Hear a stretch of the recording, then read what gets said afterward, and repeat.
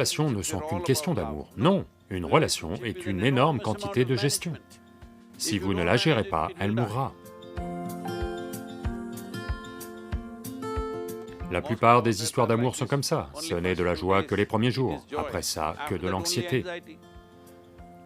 Certaines, un désastre complet, d'accord?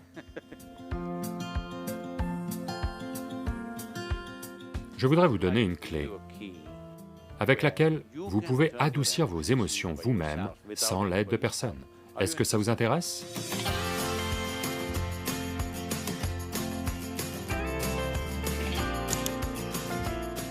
Vous savez, il suffit d'un clic ces jours-ci pour rencontrer quelqu'un, vous tombez amoureux et ensuite vous dites non, ce n'est pas la bonne personne.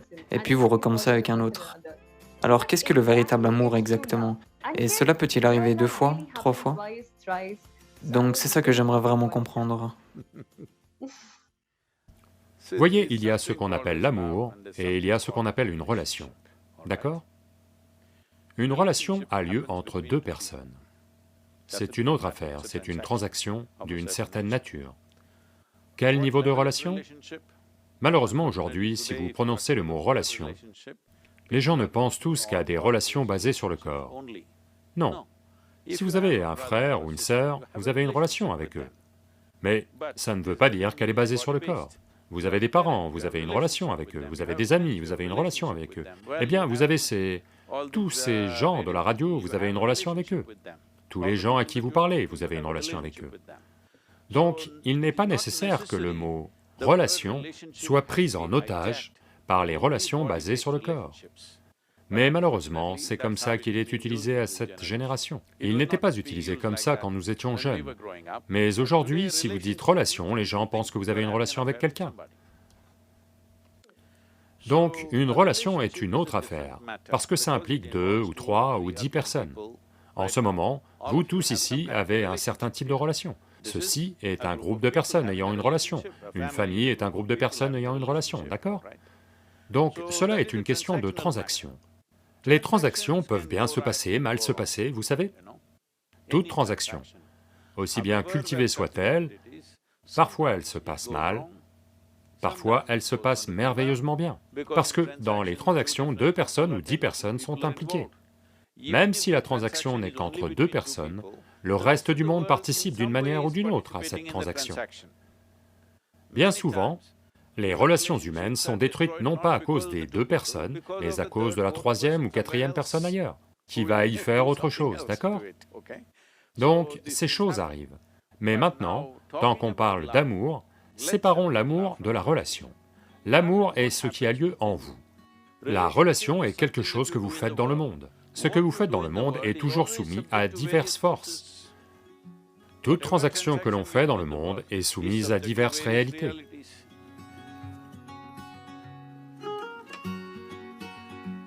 Une fois que vous êtes impliqué dans le monde, quelque chose se passe bien, quelque chose ne se passe pas bien, parce qu'il y a énormément de gestion.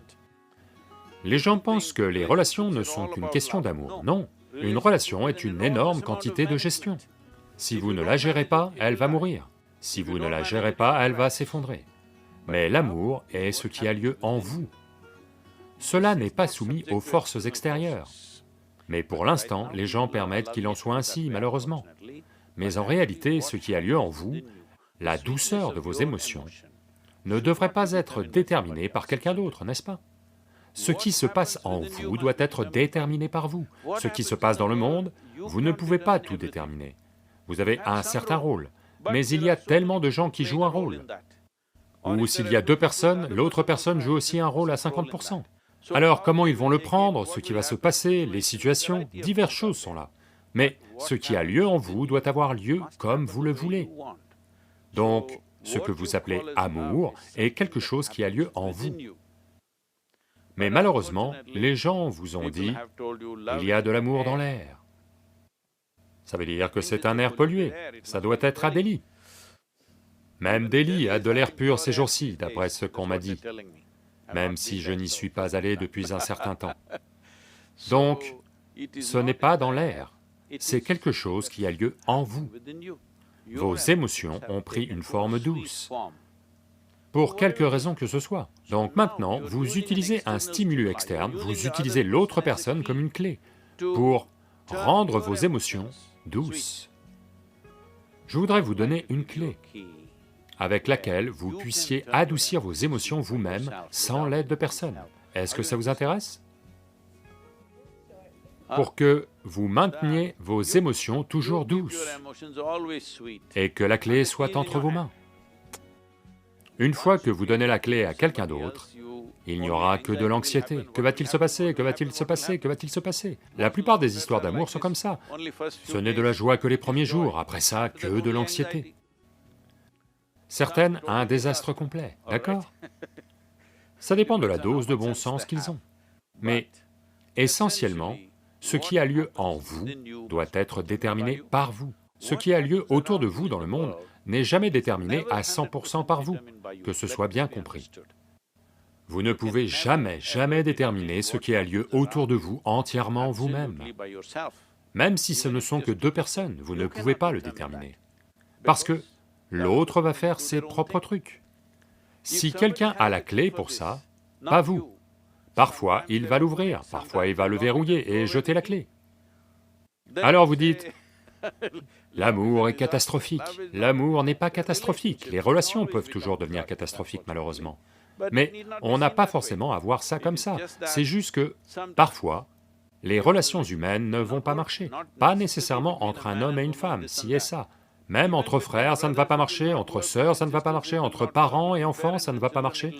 Entre amis, ça ne va pas marcher, n'est-ce pas vrai? De très nombreuses façons, ça ne marche pas.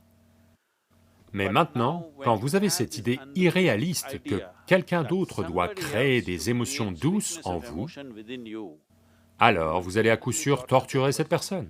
À coup sûr, cette personne ne sera plus là demain matin. Donc, ceci doit être compris. L'amour est votre prérogative. Vous devez être aimant. Quelle importance? Qui est là, qui n'est pas là, qu'importe. Le fait que vos émotions soient douces est vital pour l'épanouissement de l'individu que vous êtes. Si vous voulez développer votre intelligence, si vous voulez développer vos capacités, si vous voulez fonctionner dans le monde de façon très efficace, vos émotions devraient être toujours douces.